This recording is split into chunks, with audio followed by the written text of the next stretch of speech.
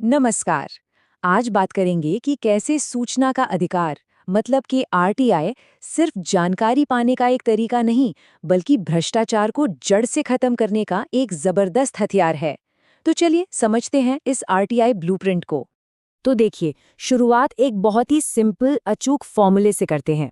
जहां भी ये तीन चीजें एक साथ दिखें, सरकारी पैसा, कोई ठेकेदार और एक अधिकारी, तो मानकर चलिए कि वहां आरटीआई के इस्तेमाल की पूरी पूरी गुंजाइश है। मतलब वहां पारदर्शिता की जरूरत सबसे ज्यादा है। और जानते हैं, ये समस्या कहीं दूर नहीं, ये ठीक हमारे आसपास, हमारी अपनी गलियों और मोहल्लों में ही पनपती है।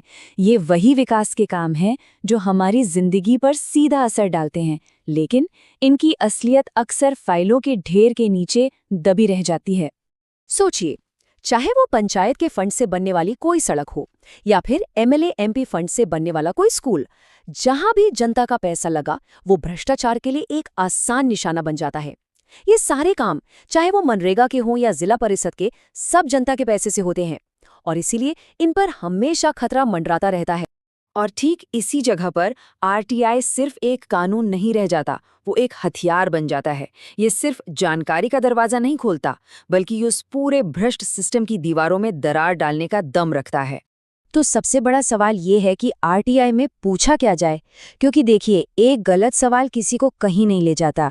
सही दस्तावेज मांगना ही भ्रष्टाचार की जड़ तक पहुंचने की पहली और सबसे जरूरी सीढ़ी है।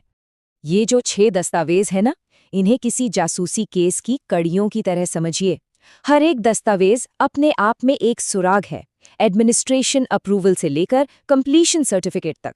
जब ये सारी कड़ियां जुड़ती हैं, तो घोटाले की पूरी तस्वीर, पूरी कहानी अपने आप सामने आ जाती है। इनको सिर्फ सरकारी कागज मत समझिए। अरे, ये तो पैसे के पूरे सफर का नक्शा है। इनसे पता चलता है कि पैसा कहाँ से मंजूर हुआ, किसके हाथ में गया और असल में जमीन पर कितना खर्च हुआ। हर कदम पर निशान है, बस उन्हें ढूंढकर जोड़ने की जरूरत है।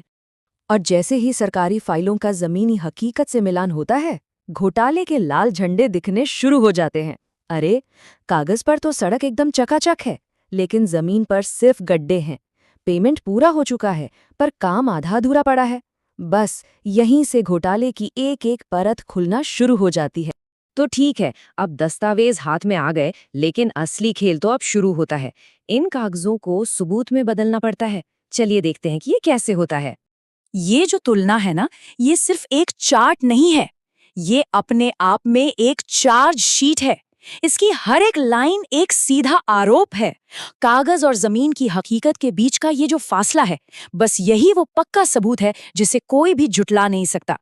इसी को कहते हैं डॉक्यूमेंट्री एविडेंस, यानी दस्तावेजी सबूत। ये वो कानूनी चट्टान है जिस पर पूरे केस की इमारत खड़ी होती है। इसके बिना कोई भी शिकायत सिर्फ एक आरोप बनकर रह जाती है, लेकिन इसके साथ वो एक मजबूत केस बन जाती है। सबूत इकट्ठा करना यकीनन एक बड़ी जीत है, लेकिन असली सवाल तो अब आता है, अब आगे क्या? इन सबूतों को लेकर कहाँ जाया जाए? क्योंकि सही दरवाजा खटखटाना ही जीत और हार के बीच का फर्क तय करता है। अच्छी बात यह है कि सिस्टम में शिकायत दर्ज कराने के लिए रास्ते बने हुए हैं। बस ये जानना जरूरी है कि कौन सा रास्ता सही मंजिल तक पहुंचाएगा। तो चलिए इन रास्तों को एक एक करके समझते हैं। ये हैं वो 5 मुख्य रास्ते जहां ये लड़ाई लड़ी जा सकती है। डिपार्टमेंटल एक्शन से लेकर सीधे हाईकोर्ट तक, हर दरवाजे के पीछे अलग अलग शक्तियां हैं और हर केस के लिए एक अलग रणनीति बनानी पड़ती है। सबसे पहला और सीधा रास्ता है डिपार्टमेंटल एक्शन। लेकिन यहाँ एक लेकिन है। अक्सर देखा गया है कि विभाग अपने ही लोगों को बचाने में लग जाता है। तो ये एक जरूरी पहला कदम तो हो सकता है, पर इससे आखिरी मंजिल समझने की भूल नहीं करनी चाहिए। जब मामला बड़ा हो, मतलब पैसों के भारी भरकम गबन का हो, तो फिर बड़े खिलाड़ियों को मैदान में उतारना ही पड़ता है। सतर्कता विभाग, जिसे हम विजिलेंस डिपार्टमेंट भी कहते हैं, इसी काम के लिए है। इनके पास सीधी एफआईआर दर्ज करने और भ्रष्ट अधिकारियों को कटघरे में खड़ा करने की ताकत होती है। और अगर भ्रष्टाचार के तार ऊपर तक, मतलब बड़े अधिकारियों या फिर मंत्रियों तक जुड़े हों, तब मैदान में आता है लोकायुक्त। ये एक आज़ाद और बहुत ताकतवर संस्था है जो बिना किसी सरकारी दबाव के काम करती है। ये बड़े से बड़े ओहदे पर बैठे इंसान को भी जवाबदेह ठहरा सकती है। तो ये है पूरा सफर, एक मामूली से आरटीआई आवेदन से लेकर इंसाफ के कटघरे तक। याद रखिए, ये एक मैराथन दौड़ है, कोई 100 मीटर की रेस नहीं। हर कदम पर सब्र और हिम्मत चाहिए, लेकिन हाँ, मंजिल तक पहुंचना बिल्कुल मुमकिन है।